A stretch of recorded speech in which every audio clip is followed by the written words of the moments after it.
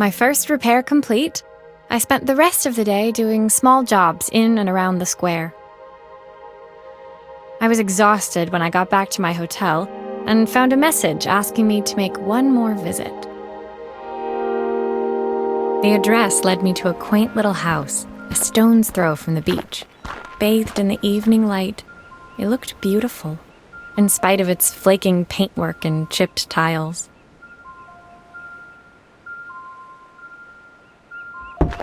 The front door was opened by a harried-looking man, still dressed from a long day at the office. Are you Maria?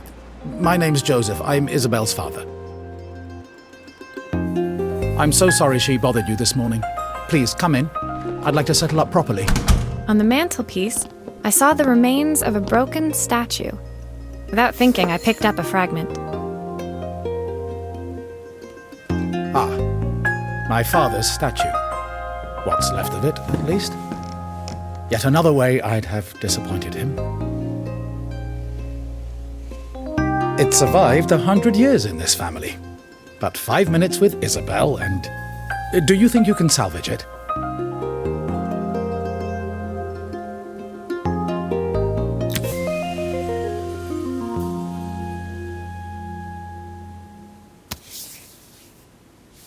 Will you be able to see the glue afterwards?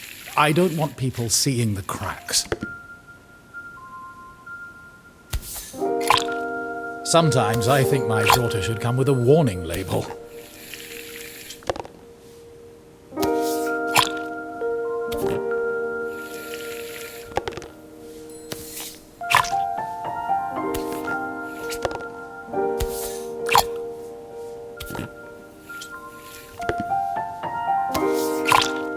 Is this glue really strong enough to hold everything together?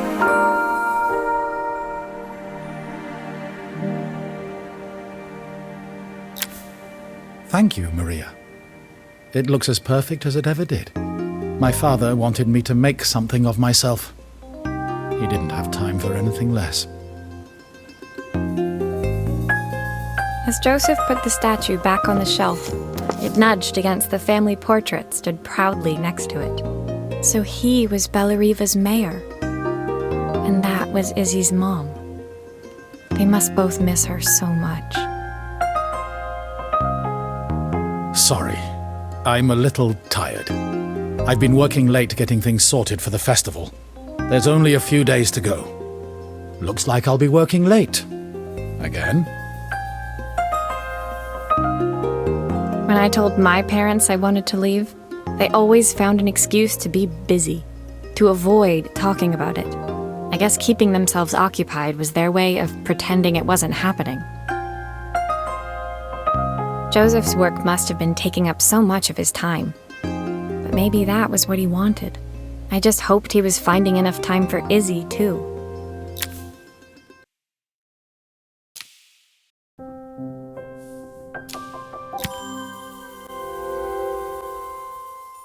My second day in Bellariva dawned bright and clear. Another beautiful sunny morning. Walking into town, I passed cafes overflowing with customers cradling their morning coffees. I stopped, breathing in the smell of roasted coffee beans and freshly baked pastries. I was about to go inside when the owner of Carmen's, the cafe next door, stopped me. Hello, Maria? Were you here yesterday handing out flyers? I have a job for you. Her place was petite, tucked between its competitors as if hoping they wouldn't notice. Judging by the empty tables inside, though, her potential customers hadn't noticed it either. It's a bit slow today, but we're just getting started. I'm sure it'll pick up soon. As Carmen chatted, she walked over to the counter and returned with an old rotary phone. At least I've got plenty of time to practice my recipe for the festival. It's a new special I've been working on. I was hoping to call my sister for some, seasoning tips, but it won't connect. Can you see if you can figure out what's wrong?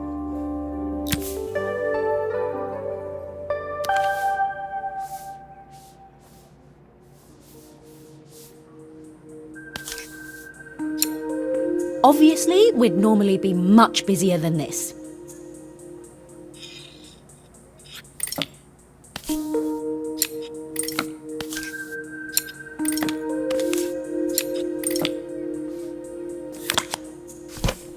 You can fix it, can't you? I can't afford to replace it.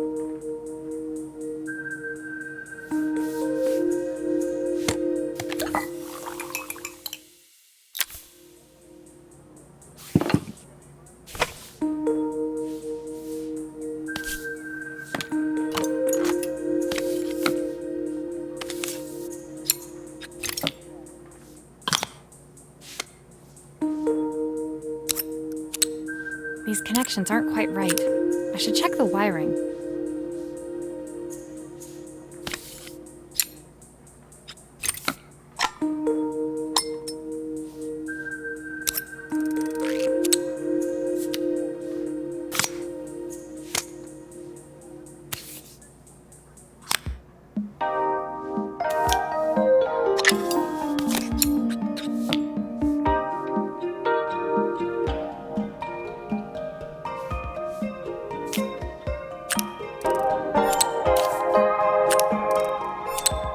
Looks like this new circuit board is all hooked up.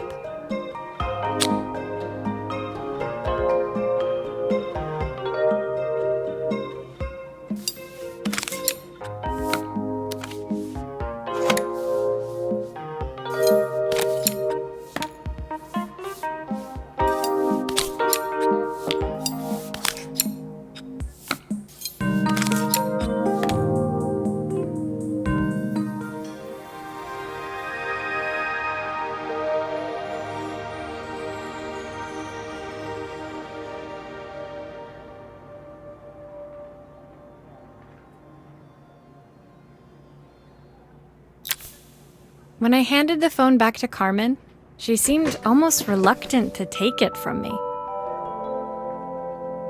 So it's all working now, is it? I don't have to leave it to dry or let it cool down? Nope, it's ready to go.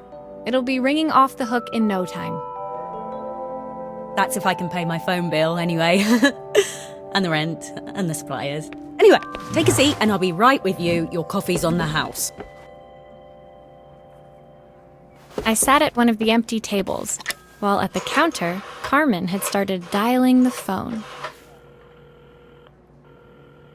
Hello? How's my favourite sister doing today?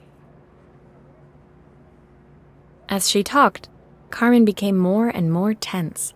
This didn't seem like a call for some cooking advice. I know I still owe you from last time, but I can't afford to take part in the festival if I don't pay. I could almost feel the eye roll at the other end of the line. You don't need to be here, though. Can't you just put the check in the post? When the call ended, Carmen brought me my coffee, her hands trembling. Sorry about that. My sister's decided to fly in for a visit. Oh God, I have to get ready. Actually, I might have another job for you. Can you come by tomorrow?